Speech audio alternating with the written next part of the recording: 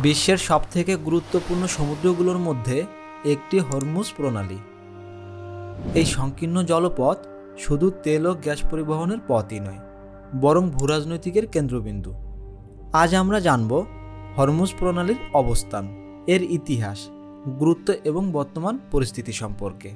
তো তার আগে অনুরোধ করব, আপনি যদি আগাগোড়া চ্যানেলে নতুন হয়ে থাকেন তাহলে চ্যানেলটি সাবস্ক্রাইব করে পাশে থাকা বেল আইকন বাটনে ক্লিক করুন এবং আমাদের ফেসবুক পেজে লাইক ও ফলো দিন।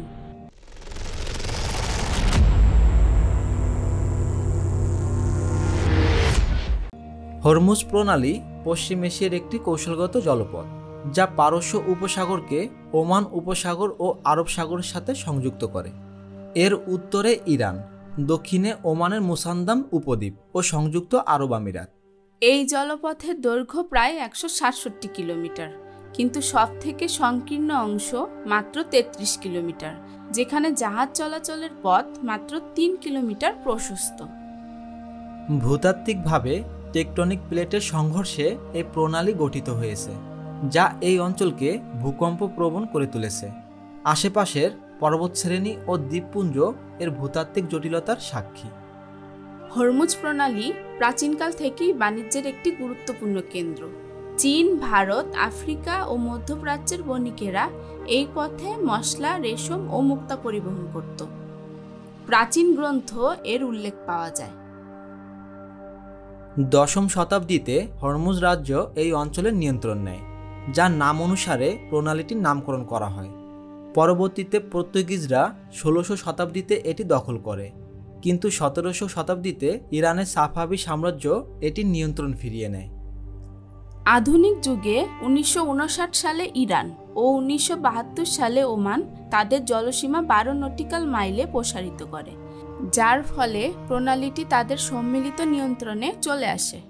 1980 এর ইরান-ইরাক যুদ্ধে এই প্রণালীতে উত্তেজনা তুঙ্গে ওঠে। হরমুজ প্রণালী বিশ্ব অর্থনীতির ধমনী। প্রতিদিন প্রায় 2 কোটি ব্যারেল অপরিশোধিত তেল ও 1/3 তরলকৃত প্রাকৃতিক গ্যাস এই পথ দিয়ে পরিবহন হয়, যার মূল্য প্রায় $1.2 বিলিয়ন। সৌদি আরব, ইরাক, কুয়েত, কাতার ও সংযুক্ত আরব আমিরাতের তেল এই পথ দিয়েই এশিয়া, ইউরোপ ও উত্তর আমেরিকায় পৌঁছায়। এটি বিশ্বের তেল রপ্তানির প্রায় 25% এবং গ্যাসের 1/3 বহন করে।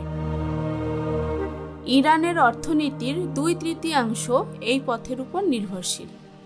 যদি এই প্রণালী বন্ধ হয় তাহলে তেলের দাম আকাশচুম্বী হতে পারে, যা বিশ্ব অর্থনীতিতে মুদ্রাস্ফীতি ও মন্দা ডেকে আনতে পারে। এ কারণে এটি বিশ্বের সবথেকে গুরুত্বপূর্ণ চোখ পয়েন্ট। হরমুজ প্রণালী শুধু অর্থনৈতিক নয়, ভূরাজনৈতিক দিক থেকেও অত্যন্ত গুরুত্বপূর্ণ। ইরান এই প্রণালীর সংকীর্ণ অংশে শক্তিশালী নৌ উপস্থিতি বজায় রাখে, যার মধ্যে বন্দর আব্বাস ও চাহবাহারের ঘাঁটি উল্লেখযোগ্য। অন্যদিকে মার্কিন যুক্তরাষ্ট্রের 5ম নৌবহর বাহরাইন থেকে এই অঞ্চলে নজরদারি চালায়। এদিকে আবু মুসা, বৃহত্তর তুনব ও লেসার তুনব দ্বীপ নিয়ে ইরান ও সংযুক্ত আরব আমিরাতের মধ্যে দীর্ঘদিনের বিরোধ রয়েছে। ইরান 1970-এর দশক থেকে এই দ্বীপগুলোতে সামরিক উপস্থিতি বজায় রেখেছে। সম্প্রতি 2025 সালে ইরান-ইসরায়েল উত্তেজনার কারণে এই প্রণালীতে নিরাপত্তা উদ্বেগ বেড়েছে। ইরান বারবার এই পথ বন্ধ করার হুমকি দিয়েছে, যা বিশ্বব্যাপী উদ্বেগের কারণ। হরমুজ প্রণালী কেবল তেল পরিবহনের পথ নয়, এটি প্রাকৃতিক সম্পদেও সমৃদ্ধ। হরমুজ দ্বীপের লাল মাটি বা রেড অকার রপ্তানি হয়, যা শিল্প ও শিল্পকলায় ব্যবহৃত হয়। ঐতিহাসিকভাবে এই অঞ্চলে মুক্তা আহরণ ছিল অর্থনীতির এক বড় অংশ। মৎস্য সম্পদও এখানে প্রচুর, বিশেষ করে প্লাঙ্কটন ও ক্রিলের কারণে। তবে তেল ছড়ানো ও জাহিনীয় বর্জ্য সামুদ্রিক পরিবেশের জন্য বড় হুমকি।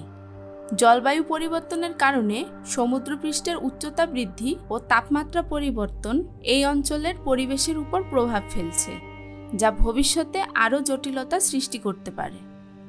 হরমুজ প্রণালীতে বেশ কয়েকটি গুরুত্বপূর্ণ দ্বীপ রয়েছে, যেমন হরমুজ দ্বীপ, যেখান থেকে প্রণালীটির নাম এসেছে। এটি তার লাল মাটি ও পর্যটনের জন্য বিখ্যাত।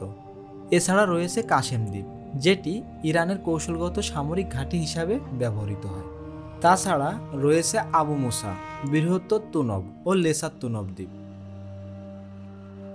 2025 সালে হরমুজ প্রণালীতে নিরাপত্তার উদ্বেগ বেড়েছে। ইরান ইসরায়েল উত্তেজনার কারণে জাহাজ চলাচলে ইলেকট্রনিক হস্তক্ষেপ বৃদ্ধি পেয়েছে, যার ফলে অনেক জাহাজ মালিক সতর্কতা অবলম্বন করছে।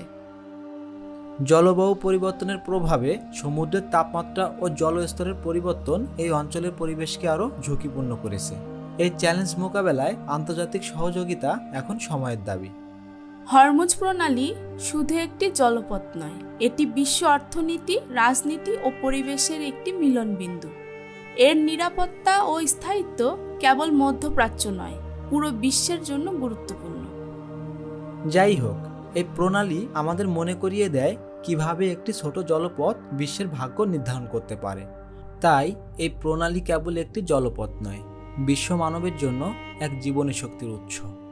ধন্যবাদ সবাইকে।